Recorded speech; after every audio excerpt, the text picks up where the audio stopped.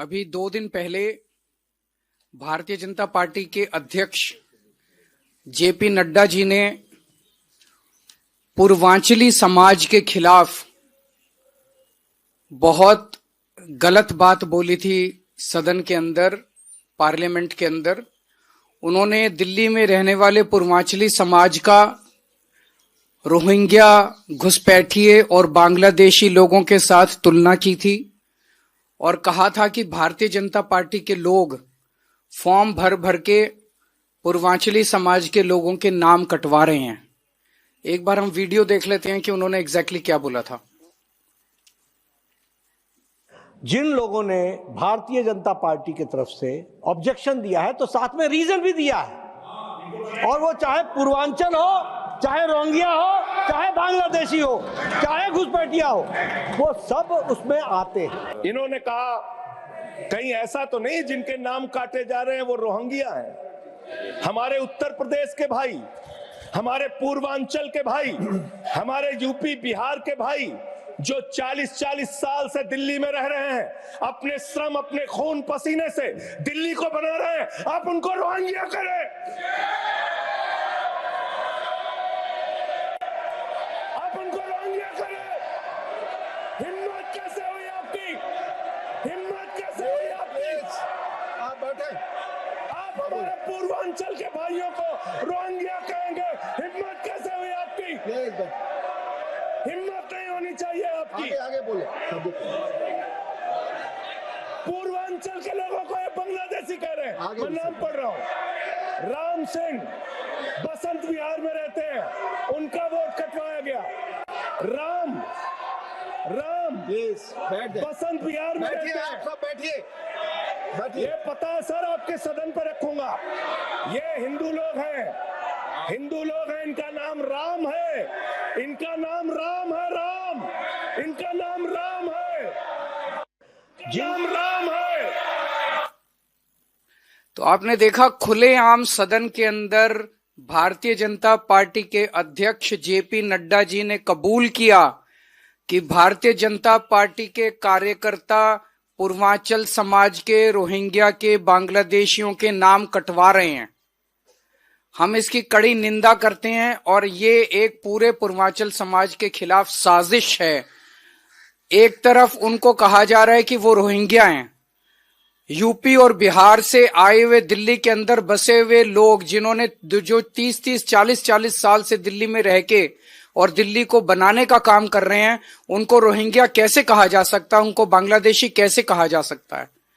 उनको नाम कटवा के एक तरफ उनकी नागरिकता छीनी जा रही है, भारत में रहने का अधिकार छीना जा रहा है, और दूसरी तरफ हम सब जानते हैं कि वोटर कार्ड की वजह से बहुत सारी सरकारी सुविधाएं मिलती हैं, वो सारी सरकारी सुविधाएं भी छीनी जा रही हैं। और ये क्यों किया जा रहा है? ये एक सोची समझी बहुत घिनौनी साजिश के तहत बीजेपी कर रही है, क्योंकि दिल्ली का अधिकांश पूर्वांचल समाज आम आदमी पार्टी का वोटर है। इसीलिए बीजेपी ने साजिश रची है कि दिल्ली के पूर्वांचल के जितने वोट हैं वो पूरी तरह से कटवा दिए जाएं। हमने अभी थोड़े दिन पहले खुलासा किया था, मैंने आपके सामने शादरा के 11,000 वोटर्स की लिस्ट रखी थी जो बीजेपी ने इलेक्शन कमीशन को दी है कटवाने के लिए। इसके अलावा हमने 14 विधानसभाओं की लिस्टें रखी थी जो बीजेपी अलग अलग जगह पे हजारों की तादाद में कटवा रही है। इनमें मैं नाम पढ़ रहा हूं: विवेक मिश्रा, रुचि मिश्रा, आकाश मिश्रा, उबैदत पांडे, प्रिया दुबे, विनीता सिंह, लखन सिंह, अरुण कुमार मिश्रा, अमित झा, अर्जुन सिंह, देवेंद्र सिंह, अभिषेक यादव, रसिया कुमार, सरुल कुमार, मनोज कुमार सिंह, ऐसे कितने ही नाम। ये रोहिंग्या हैं। बीजेपी बताए, नड्डा साहब बताए, ये रोहिंग्या हैं। ये सारे पूर्वांचल समाज के उत्तर प्रदेश और बिहार से आए हुए हमारे भाई हैं जिन्होंने दिल्ली के अंदर पिछले 30-30, 40-40 साल से रह रहे हैं। अपनी गंदी राजनीति के तहत ये लोग इनके नाम कटवा रहे हैं। जहां एक तरफ इन्होंने पूर्वांचल समाज को उजाड़ने का पूरा प्लान बनाया है दिल्ली के अंदर भारतीय जनता पार्टी ने। मैं ये कहना चाहूंगा कि जब से आम आदमी पार्टी बनी है, हम लोगों ने दिल्ली के अंदर पूर्वांचल समाज को सम्मान देने और उनको बसाने का काम किया है। मुझे आज भी याद है 2013 में दिल्ली में उत्तर प्रदेश से और बिहार से बहुत लोग आते हैं। मोटे मोटे तौर पे दो कारण से आते हैं। एक नौकरी की तलाश में आते हैं और एक स्टूडेंट्स आते हैं, पढ़ाई लिखाई करने के लिए आते हैं। अक्सर गरीब तबके के और लोअर मिडिल क्लास के लोग आते हैं। जब वो दिल्ली आते हैं उनके पास पैसा नहीं होता, गरीब होते हैं। दिल्ली में किराए बहुत ज्यादा हैं, इस वजह से वो रेगुलराइज्ड कॉलोनीज के अंदर, बड़ी बड़ी कॉलोनीज के अंदर किराए पे मकान नहीं ले सकते, तो वो कच्ची कॉलोनियों में जाते हैं और कच्ची कॉलोनी में या तो कोई घर खरीद लेते हैं या वहां पे किराए पे रहते हैं, क्योंकि वहां पे सस्ता है। कच्ची कॉलोनियां जितनी है दिल्ली के अंदर, 1797 जो कच्ची कॉलोनियां हैं, इनमें आप देखेंगे 80 से 90% रहने वाले लोग आपको पूर्वांचल समाज के मिलेंगे। आज भी मेरे को याद है 2013 का चुनाव। 2013 में जब मैं कच्ची कॉलोनियों में जाता था, यहाँ गोडे गोडे तक, घुटनों तक पानी रहता था, कीचड़ रहता था, आप गलियों में चल नहीं सकते थे।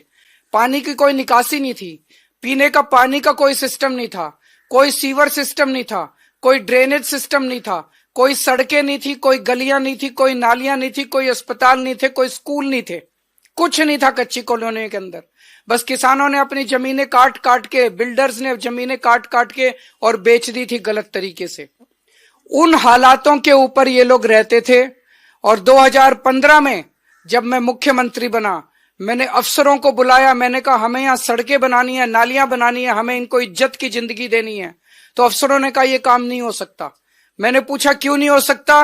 उन्होंने कहा क्योंकि सुप्रीम कोर्ट के ऑर्डर हैं, क्योंकि केंद्र सरकार के ऑर्डर है कि कच्ची कॉलोनी में विकास नहीं किया जा सकता।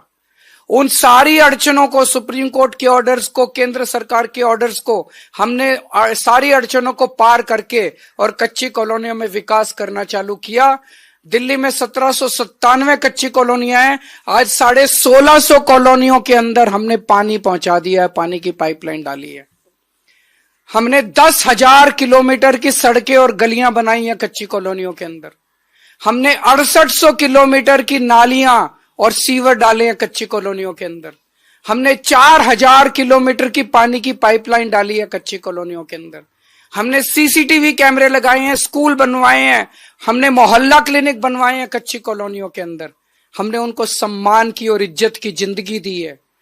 पहले कच्ची कॉलोनियों में लोग कहते थे कि हमारे घर में रिश्ता करने कोई नहीं आता क्योंकि हमारे घर के आसपास का माहौल इतना खराब है। आज लोगों के अच्छे रिश्ते आ रहे हैं। जहां पहले कच्ची कॉलोनियों में जमीन का रेट 3000 रुपए गज था, आज वो 1 लाख रुपए गज छू रहा है मात्र 7-8 साल के अंदर।